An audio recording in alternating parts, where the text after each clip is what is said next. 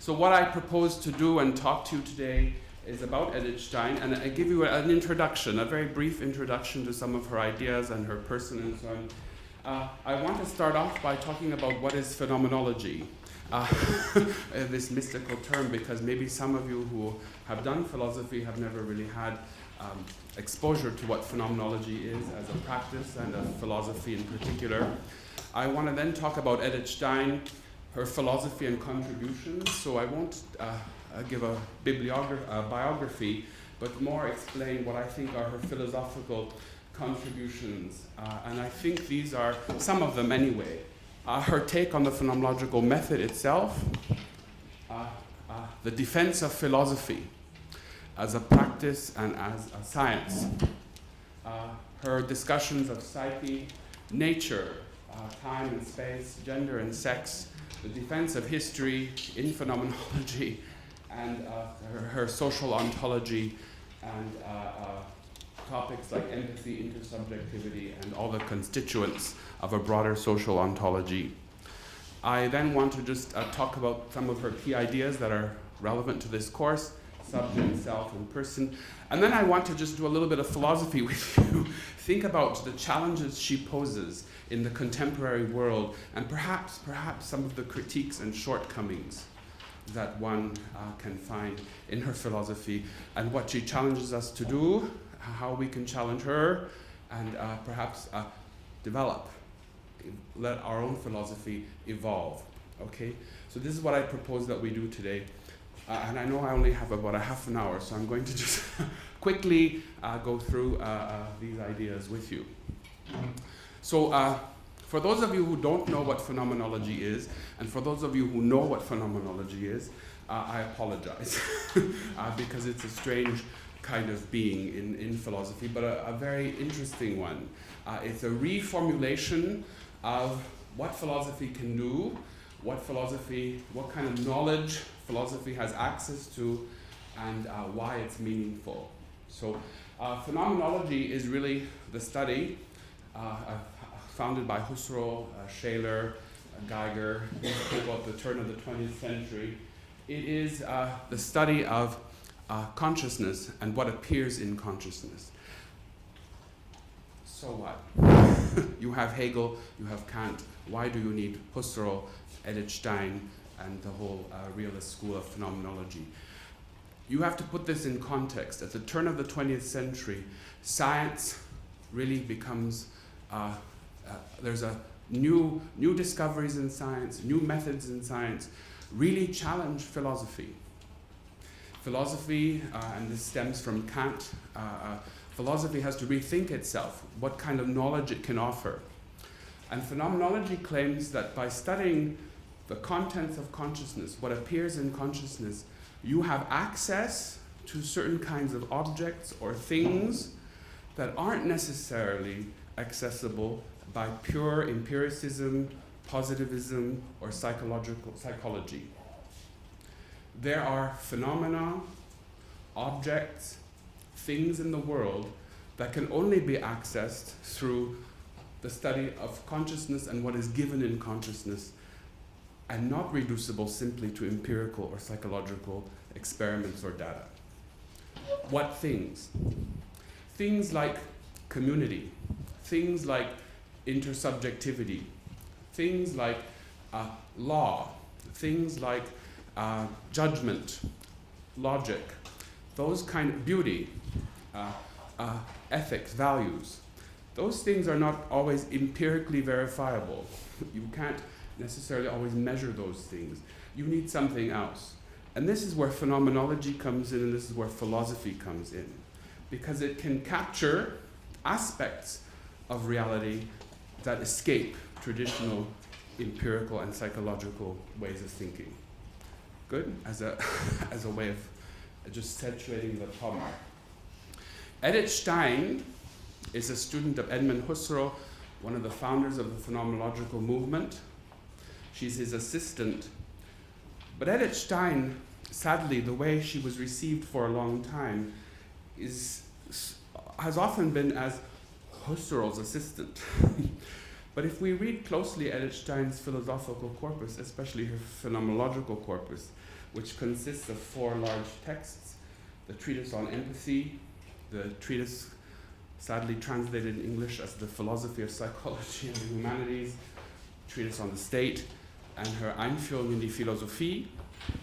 You have a very different view of what Edith Stein was doing. She's very mindful of Husserl's project.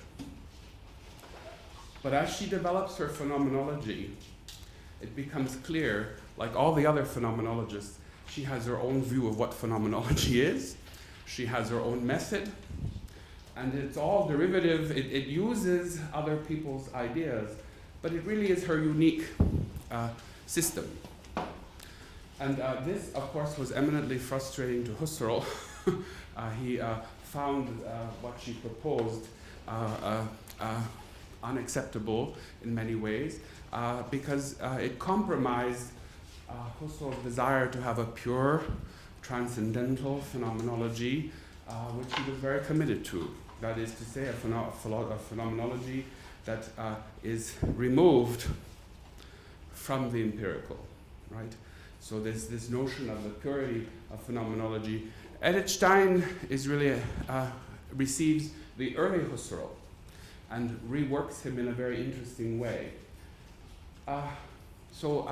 Let's look at her contributions, just to highlight her philosophical contributions and her method. Her method is unique. Why is it unique? It's because it proceeds in very much in an eidetic way. That is to say, it proceeds following the logical Husserl's major first Husserl's not first text, but his first major philosophically acclaimed text, the Logical Investigations. She believes that the way you access those phenomena that are not necessarily always accessible through empirical evidence, through psychological evidence, is through meaning, through Sinn. In what appears in consciousness, and as you begin to variegate what appears in consciousness in order to try to figure out what it is, what it means, what it presents to you, the achievement of knowledge of what something is really grasping the meaning of that thing. That is to say, the meaning is what you understand about what appears, the Sinn. And Edith Stein says, yes, this is right. Husserl is right at this point.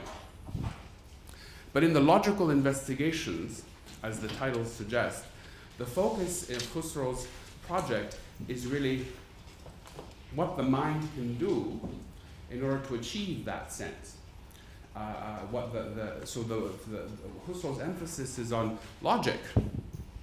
Logic is what allows you to grasp meaning.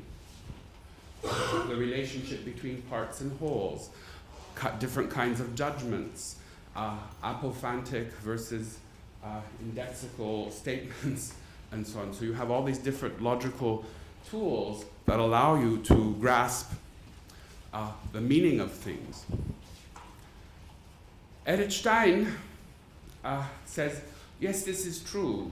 The logic is part of the project, but you have to go deeper. She challenges Husserl and says, look, Husserl, it's not only that you need to understand logic in order to understand meaning.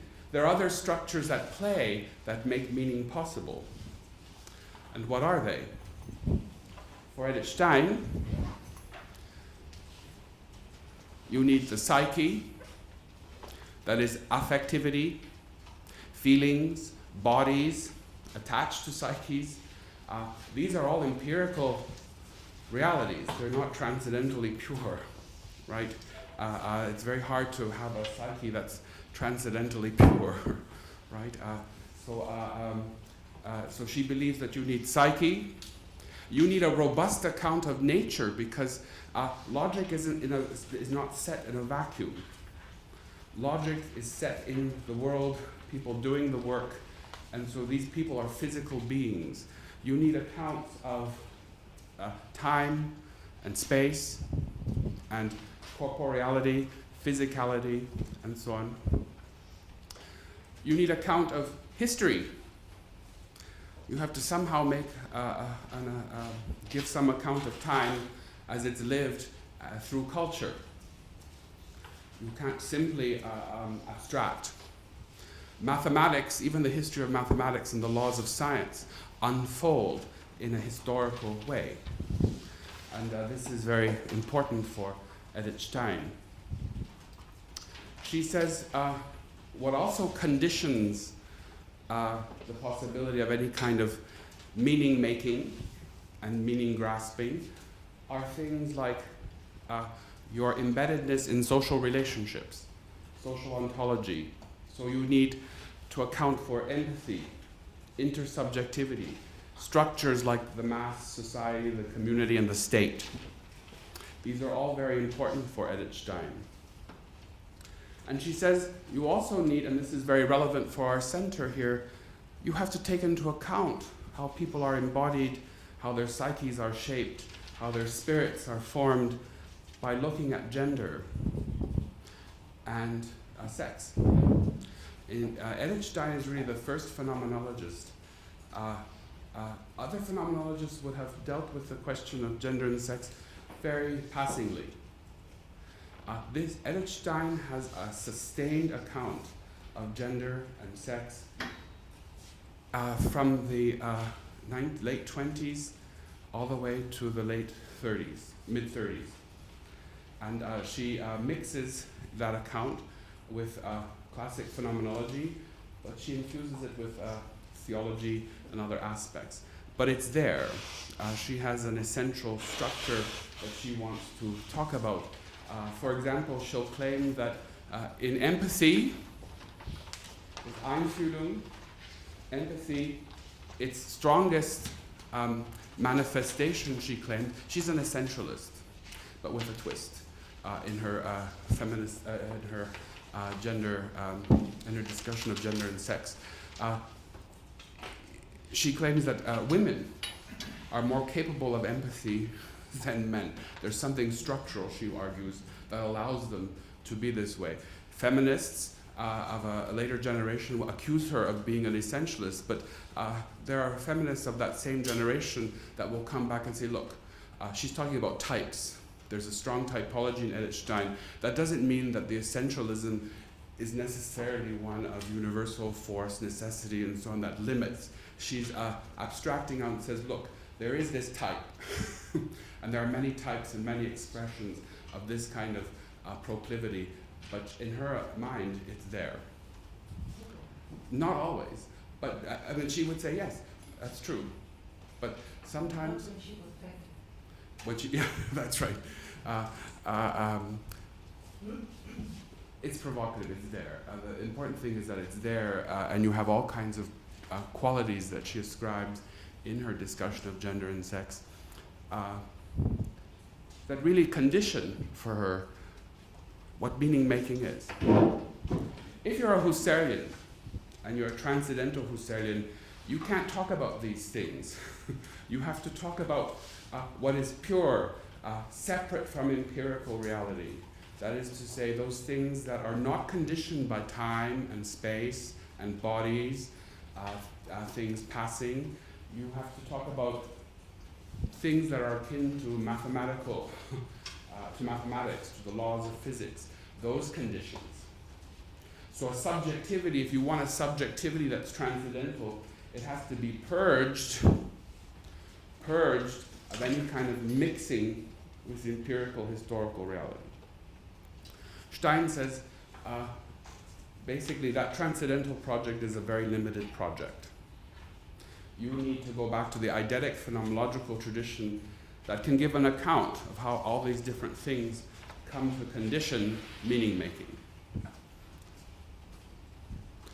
And this has caused her approach to the phenomenological method has caused her to be received by Husserlians in particular as heretical, as not really doing phenomenology, as really deviating from the phenomenological tradition. But Stein consistently defends her view. that this is phenomenology, and she provides a pretty robust defense and also a critique of those that would desire a pure transcendental account. So these, I think, are the contributions that she makes.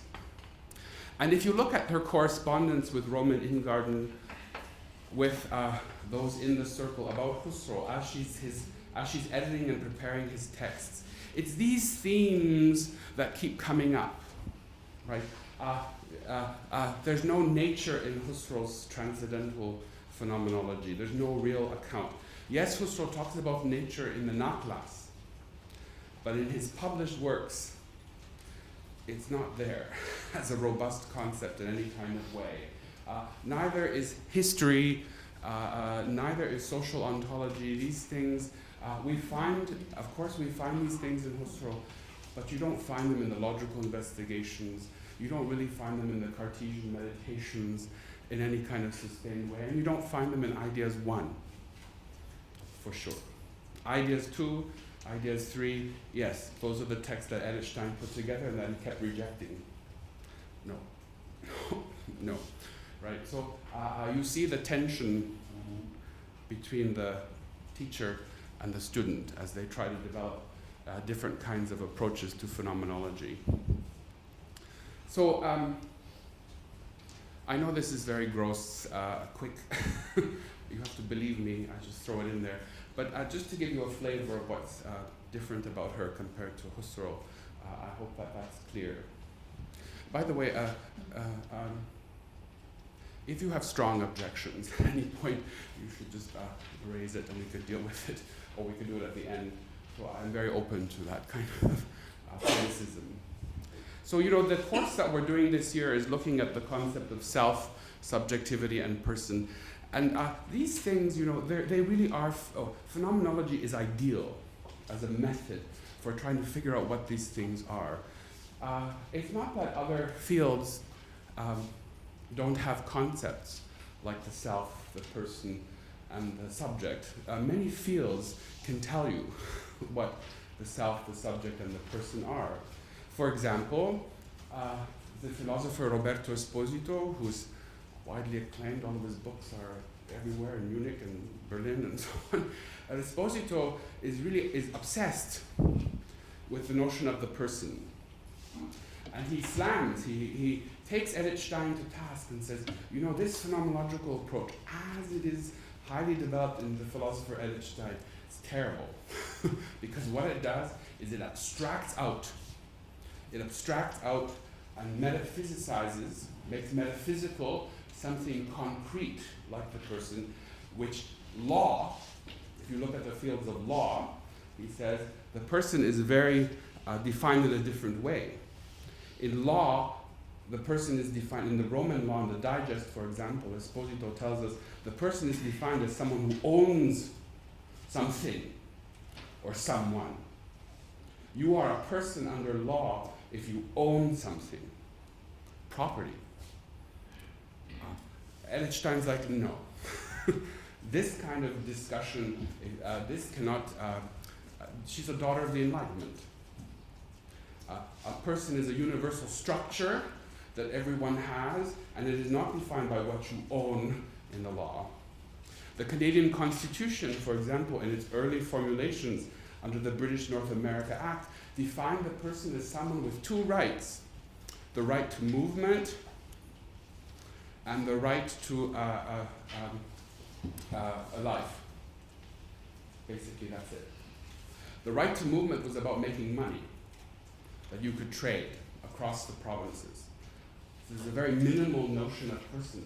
And the notion of the person was only expanded in the 1920s to include women in Canada, to give them vote. Yeah, in the 1920s.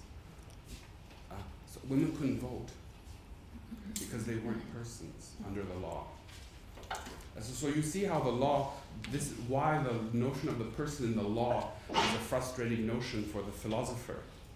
Because if the philosopher wants to give everyone, the sentiment behind it is let's expand this notion of the person so that everyone has access to a more universal, accessible, a more universal and lawful society, then you need to rework the structure. And so it's not just empty metaphysics. It's really a critique of other views of personhood. For example, in positivist, empiricist science, there would be nothing like a person, perhaps. Maybe an individual. There's individuation. But this notion of a person, it's not empirically verifiable. Where is the person? Where do you see personhood? The scientist will say, I see an individuated material being consisting of these chemicals. Nothing else. Because that's what's verifiable. Phenomenology comes and she says, no, there's more. And so, what is it? So there are,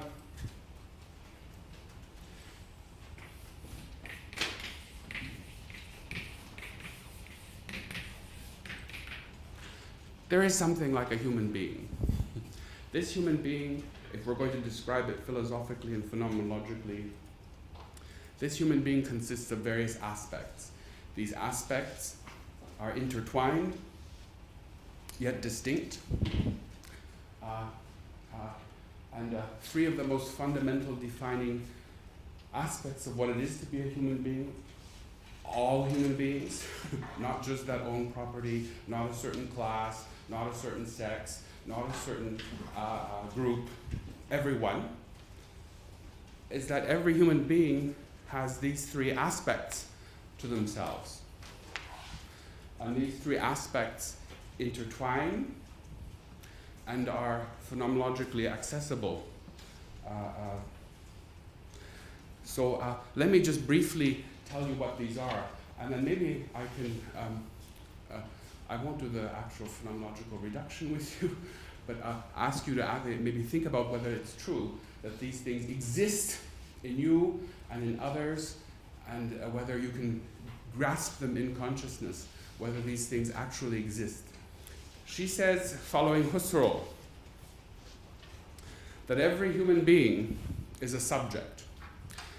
You know, in philosophy, in classical philosophy, in the Middle Ages and in the ancient world, to be a subject, this is just to be a hypokemenon. That there's something standing underneath you, whether it's body, soul, being, mind, whatever, there's something that sustains, there's some kind of floor, some kind of sustaining structure. For Edith Stein, the subject becomes the pure I. She just follows Husserl on this kind of notion. So what does this mean? It means that if you examine the structure, if you can just reflect on your consciousness for a bit, all consciousness has a 0 point of orientation. This is the claim.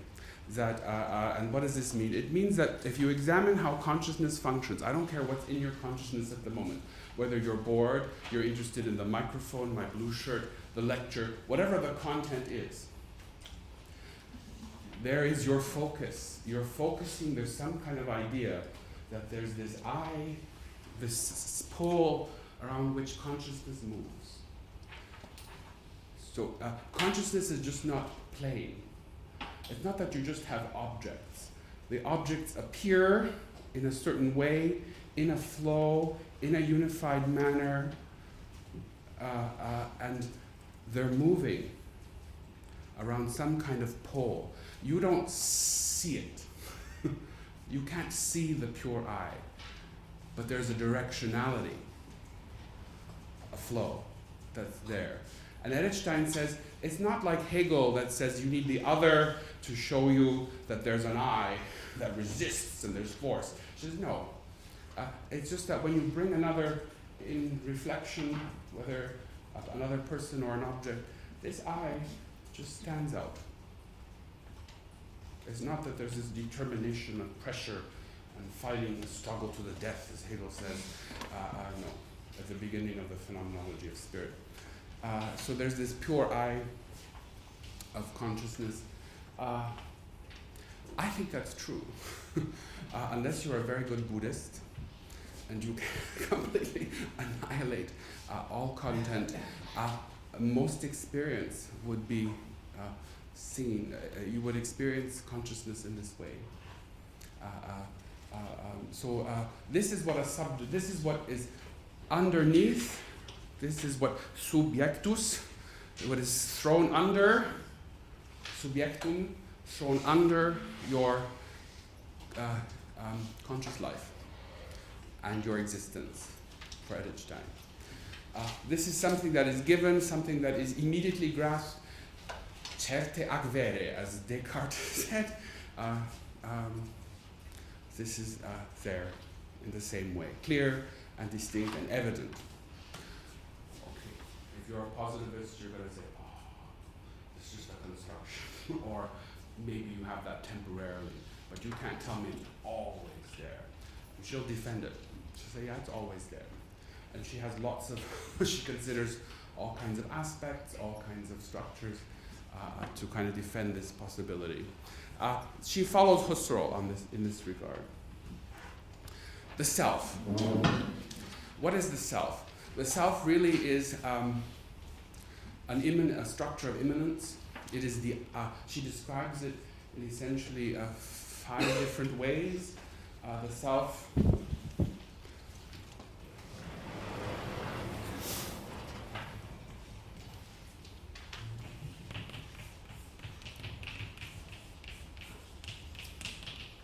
So anything with the Selbst or the Ich becomes the self.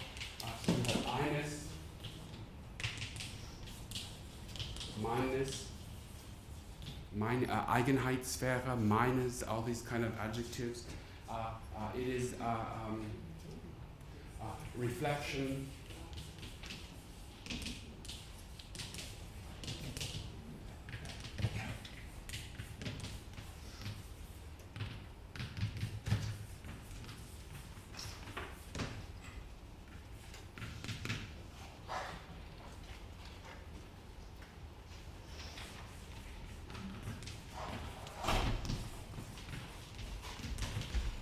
Here's what she describes the self as. These are the things, and I can't justify these things philosophically to you. I'm just going to tell you. So here's what the self is. It is fundamentally marked for her by an experience of einness or mineness.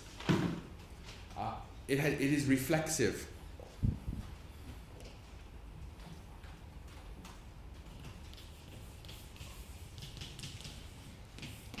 That is to say, its dynamic movement is marked by a constant bending back upon itself. A Selbsttätigkeit. This kind of questioning of the self, actions upon the self, valuing of the self, returns to the self. Those very Augustinian structures that you see in Augustine of Hippo, you see here. Here, you have classic metaphysics. So this is classic phenomenology. Here you have classic metaphysics, Greek metaphysics.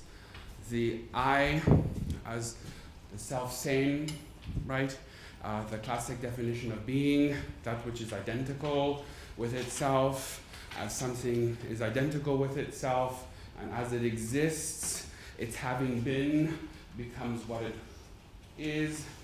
That's essence in Greek philosophy. So this return to the self-same is also an understanding of the I. I read this as the possibility of the very becoming of the I. Is this movement of self-sameness. Identity is really about persistence. That there's something through time that perdures, that is you, that I can identify as you from the child to the senior citizen, if one should be so lucky to live that long. There's this I that persists through time. This is identity. And the positum, the I, also is something that collects, is a deposit of things. This she develops in her later lectures in the 1920s, when she's giving lectures on philosophy. Here you have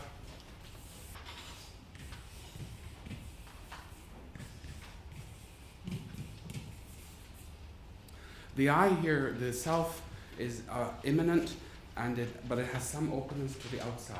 It receives data passively and actively from the outside, but its focus is really itself.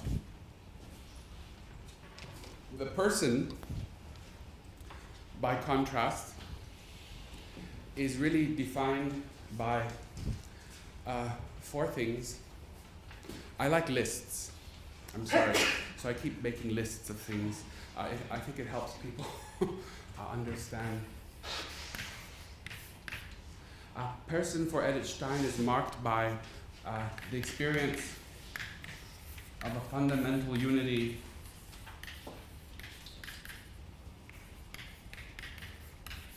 of body, psyche, and spirit. It's marked by a personality that is unique and historical. It unfolds.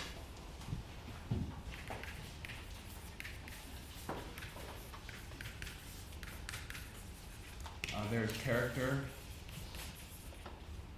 In her later philosophy, which you don't find in her phenomenology, the person also is a place of encounter with God.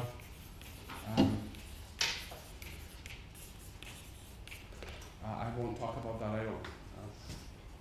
It's more theological claim. But these are the things essentially that define a person. The person is also deeply outward-looking, social, and political. And this allows for structuration out of the social and political world. These are the things that typify the person for Edith Stein. These are the things that would typify the person for her. So what's at stake? Why should you care about this thing called a person? Why did Edith Stein care? I gave you the example of Roberto Esposito. Edith Stein lived at the time of crisis for philosophy. Philosophy was seen to be passé, out of date. Why would you just do hardcore science? You don't need philosophy. And Edith Stein says, yes, you do need philosophy. And not only do you need philosophy, it really is foundational for everything else. She followed Husserl on this. And she says, why should you worry about these things that phenomenology is obsessed with? Value, persons, thing, judgment. Why do you need those things? And she says, because at the core of all reality, of all human reality, is something like a human being. That human being is the actor, the agent that creates the world. And it would be naive to think that human beings have no agency. Not only do human beings have agency, they come to know that agency through knowledge about themselves. It is the classic Socratic nos tisse autu. Quaestio mihi factus sum Augustine. I become a question to myself. Know thyself, the oracle says. Why? Why should you know yourself? Because there is not only the promise of a better life, but the good life. To make and build a world that is reflective of who we are and what we are, maybe know our limits, know where we go wrong, where we can do something better. Edith Stein thinks that all science presupposes some kind of conception of what it is to be human. Science is not done without human practitioners, and she deeply believes that the conception you have of what it is to be human conditions that science. Okay, the scientists should be all like, no.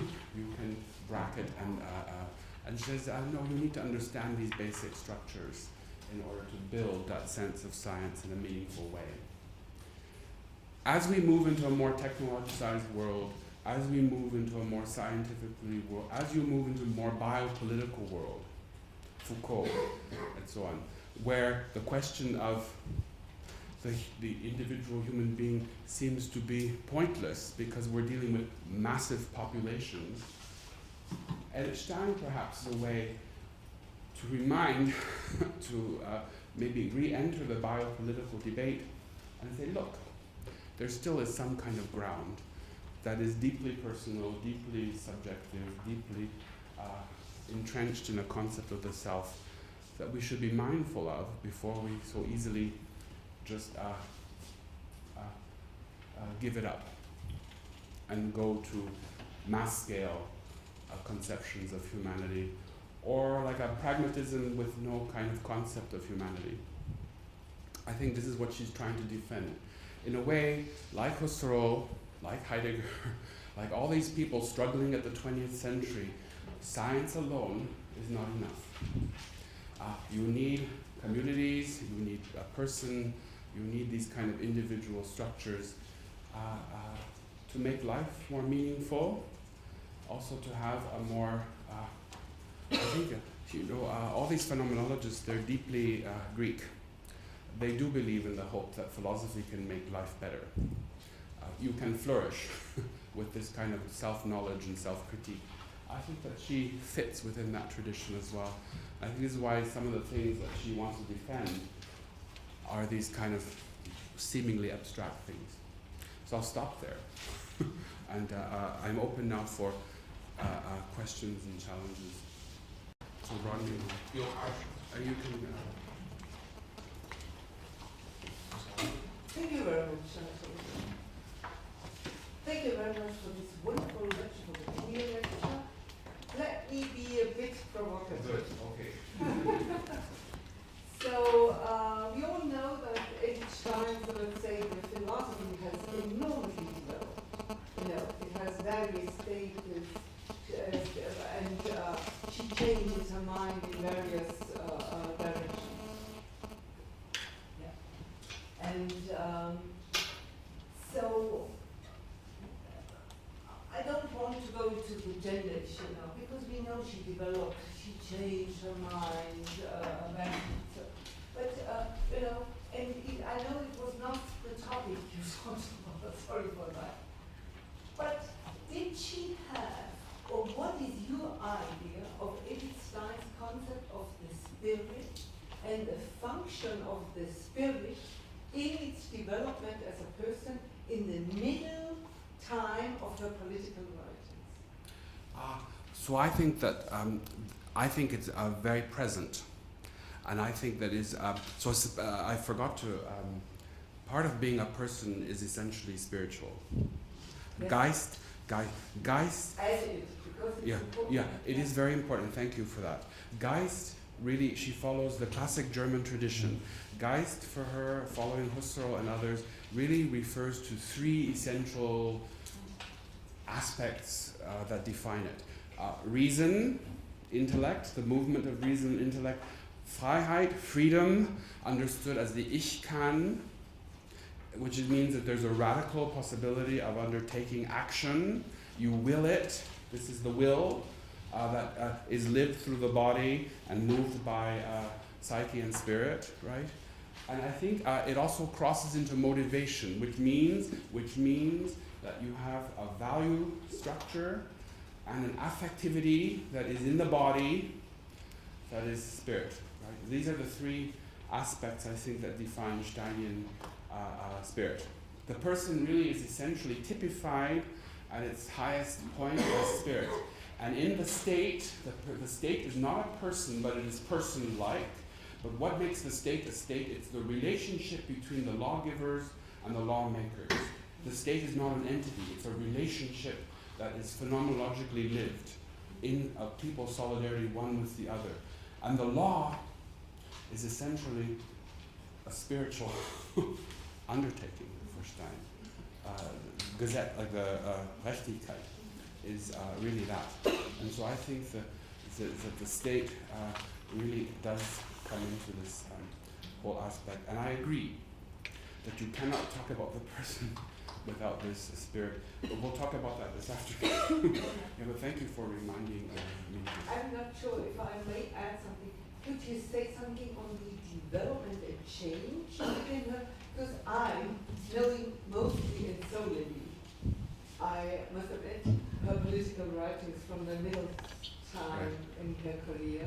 So what you have said and exposed on the spirit fits perfectly to what she sketches and drafts in that time.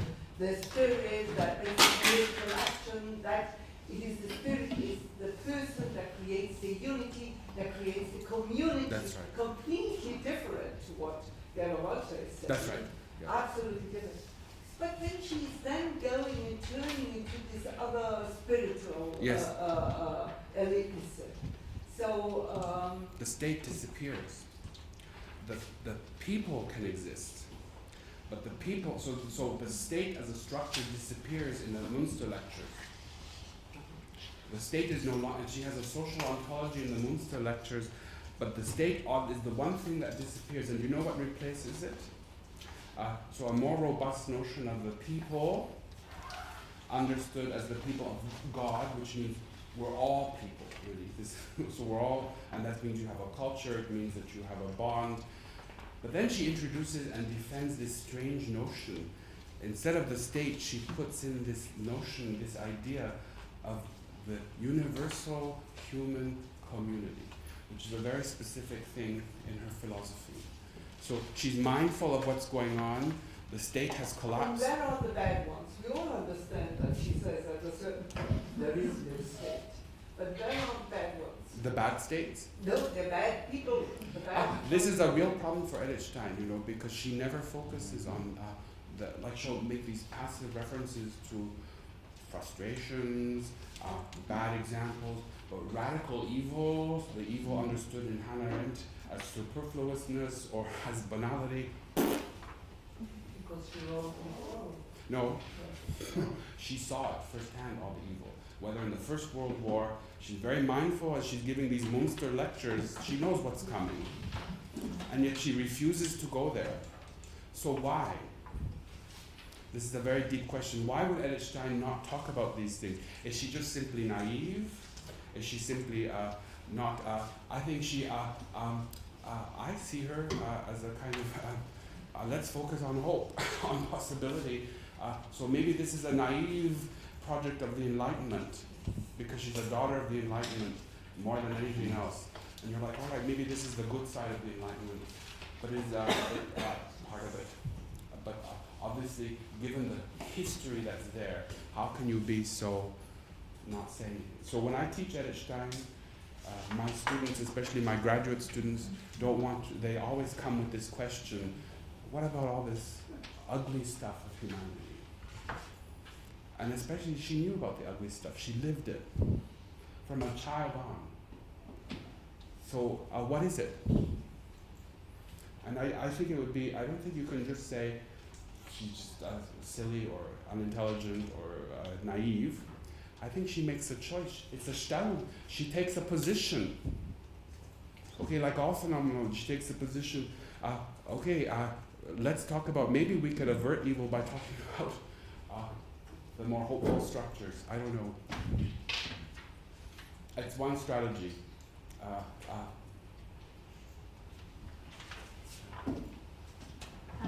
But I think that she works more on the ontological level, and she says that in an intersubjective encounter, whether we recognize it or not, we deal with values and we color each other. So maybe in her opinion, ontology or evil does not exist on the ontological level, because to evolve the soul, we get closer to the most fundamental values, and in order to form this universal human community, we have to get into contact, exchange values, and in the end, well, that's very utopian, but come to an all-embracing value system that we all share, and no one is excluded, and evil does not exist anymore. So I don't think that. So I think you have. I think the trajectory is correct. What you want to say is correct. But I think you have to be mindful. She knows what evil is. And in fact, in the 1930s, as she's rewriting Endliches und Ewiges Sein, she says, evil. The most radical form of evil is when it's a complete annihilation, when there's negation, nothing that negates being. This is radical evil. In her, there's one passing line she has, the evil which is not, the being that is not, is a kind of evil. It's classic Plato, right? Augustine, and so on. So she takes that line. But I think what her answer is community. Her solution to problems really is solidarity and community. This is so social. This is where relationships between human beings. This is where our hope lies. And this is what has to be transformed in Steinian phenomenology. Relationships between individuals. Very much, so you see the resonance with Hannah Arendt. It's so funny, Simone Weil, Hannah Arendt, Rosa Luxemburg, Edith Stein, in a way they're all existing in this period of time, but they all have different solutions. Hannah Arendt, the promise, the new politics, the inter-essay, Edith Stein, community, whether it's in the state, whether it's in life, whether it's in philosophy. Simone Weil, the moment of magical grace, because we're beyond anything that can change. And Rosa Luxemburg, the hope in a different kind of economics and a whole kind of material practice. They're all responding to the crisis and collapse. They're all very aware. Stein, let's build human relationships, deep ones. And maybe this will prevent the horror of the First World War, the collapse of Germany, what's coming in the Second World War, and the ugliness of what human beings are capable of doing. She knows all that very well. I wanted to ask you about the tension that you commented about between the essence, because she is a essentialist. In the feminine and in her writings on. Yes, and she writes a lot about the essence. Yes. And between her material content, Yes. and the way that she looks about the person and the self. I think that, so what, maybe if I could rephrase your question, I think what you're asking is, how can she justify the possibility of an essential structure that still is connected to a world, that draws from, would that be correct to say that? Like whether it's women or other things, how can you have a phenomenological essence that's supposed to be pure? As Hedwig, she's not a Martius, right? No, and neither is she a transcendental Husserlian. For Edith Stein, I think it is the world. One is in the world. One seriously brackets the world. That doesn't mean that one annihilates the world, as Husserl says. The world still gives content. The mind, what it does is it almost, in the phenomenological attitude, it takes a position. It says, okay, now I'm going to look at this stuff that I have and try to figure out what it is. And so there's content there that draws from the world. And then once you can actually figure out what that content tells you, then you can go back to the world. This is the movement that Stein makes. You go back to the world and you try to make that world more communal, more value-laden in a positive sense, more personal. I think this is her project. Not only that, she also promises you an affectivity. This is what's interesting about Edith Stein's phenomenology. The Erleben of the Erlebnis really is an affective thing. It's not that you just have the Platonic scene, and then you have the periagoge and so on. No, you don't just have a seeing, you have a feeling. So it's the seeing, the feeling, the living that moves you. There is a rich understanding of life in Edith Stein, which she gets from Bergson. You see this in all of her footnotes and so on. This whole notion of pulsating, vibrating, intensity, life. This is in Edith Stein's understanding of the Erleben. So it's not that you just see and it's a knowledge and then the knowledge imposes some kind of force and then you do. It's that plus the affectivity that penetrates all layers of a personal structure. And so I think that the world never really is annihilated. You never really bracket the world intensely for Edith Stein. It continues to feed. But what phenomenology does is it looks at the world in a new way, and then goes back to it. The essence for her is still eidetic and a priori. Yes. No, I don't know how a priori it is. It is eidetic. But the thing is, she believes, like the early Husserl, I think, that an essence is a moment. You capture an essence, but you constantly can refine the essence. It's not a Platonic, it's not a certain version of Plato where this thing is suddenly grasped and never changing, eternal, and the mind is all that kind of, no. An essence is something that can be added to. You can add the different aspects, correct mistakes that you make. It's kind of a grasping of something in the moment. There's this whole discussion of error and deception in Husserl and Edith Stein. And I think, and the way they did their phenomenology, they're constantly refining, adding, taking away. These are not Platonists, I don't see. Badly, like a certain version of Plato.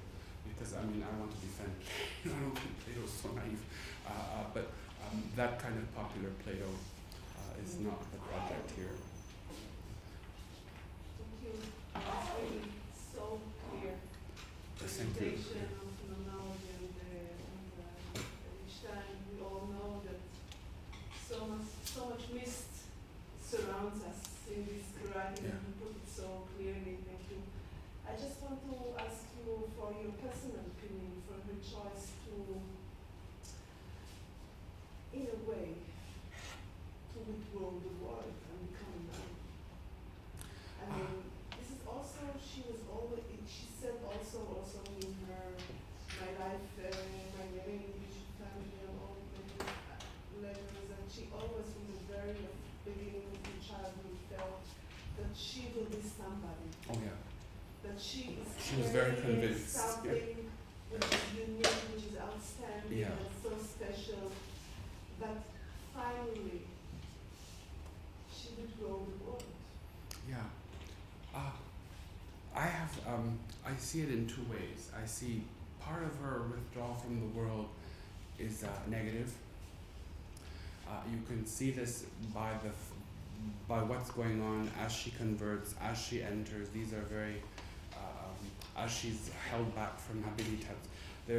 In a way, she's frustrated with the world, and so in a way, the monastery gives her a reprieve from the world. This is true, but it's not only that. I think that what you also find in Edith Stein is a desire from the very beginning of some kind of closedness, withdrawal. Her own brothers say that you can never, she's sealed like a book, 7 seals. You'll never get in there. You don't know what she's, and so there is a kind of strong sense of immanence. And I think that in many ways the Carmelite, I don't know why she ever chose to be a Carmelite. Of all the orders, the Carmelite order, even as a strange choice, but so because they're not an intellectual, necessarily intellectual, like the Benedictine, where she had other exposure. But she goes into this life, and maybe this is just the extension of a desire that was always there for kind of a place where she can practice this kind of interiority. She writes a lot about interiority, and this was a desire from the beginning, and I don't know why. No one knows why, actually. We can postulate, but she never tells us. Just try to explain it. Oh yes, but I don't know. She explains it. Yeah. But the Carmelites allowed her to sit and run. Yes. And not to work on the farm and so on. Only after. Yes. Because she was a disaster. Knowledge that she is really special. They did, but don't forget that she started off, she had to do all the things that the Carmelites did, but she was really bad at it too. Right? So like, sweep the cloister, or clean the, iron the, no. This was not something, she admits that she struggled with these things too. She was not your classic Carmelite. So you would think someone like Edith Stein would go to a Benedictine order. She'd be a the nun of the you had the lay brothers and the cloister monks and sisters. She'd be the cloister sister, which her whole job would be Lectio Divina, study, singing the office, not cleaning, not cooking. Those were for the lay brothers and sisters. But she didn't choose that. She went to the Carmelite, where it's pretty brutal. They emphasize those banal tasks as a spiritual practice. Right? And Stein is like, this was, I don't know if it was her love of Saint Teresa, I'm not sure, of Avila. But Teresa of Avila was not Edith Stein. Two very different personalities. I don't see Edith Stein entertaining people with castanets. But she did write plays for her sisters. Oh yeah, we have lots of little plays. Carmelites have this. Yeah, they have. She wrote lots of plays for her sisters. And they would perform these plays. Oh. Yeah, we have them. You should organize that for Wednesday. I don't know where to get or them. Friday. Yeah, we can all perform. How many people do you need? Oh, they were very small, like 6 people, 7 people. Yeah. We can perform. Yeah, okay. I have an urgent question if nobody else wants to. Why do you call Edith Stein rooted in enlightenment? I've never heard that enough. This is my opinion. I think that she has a very. I think that she is on. She's one of these border figures, like Husserl, coming at the end, the beginning of the breakdown of really modern philosophy and the launching into a new kind of paradigm of what philosophy and science are.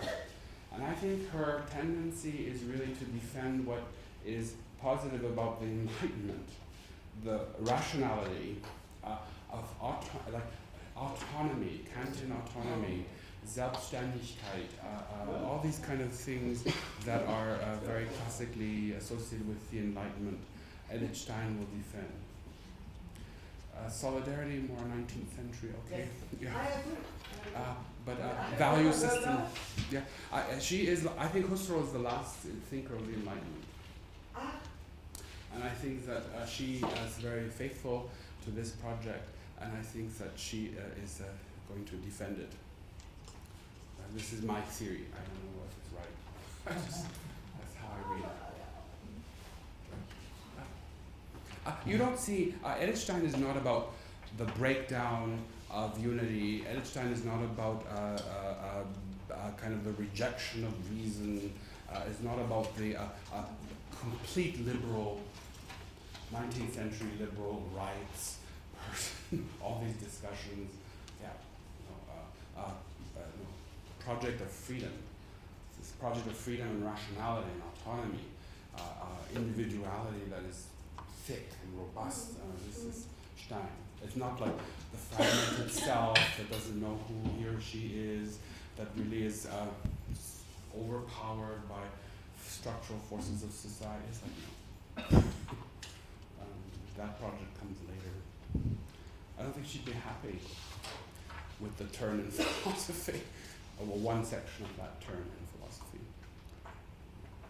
Well, I think we should end there. We're out of time. So let's thank you. Thank you very much. Thank you for your questions. Thank you.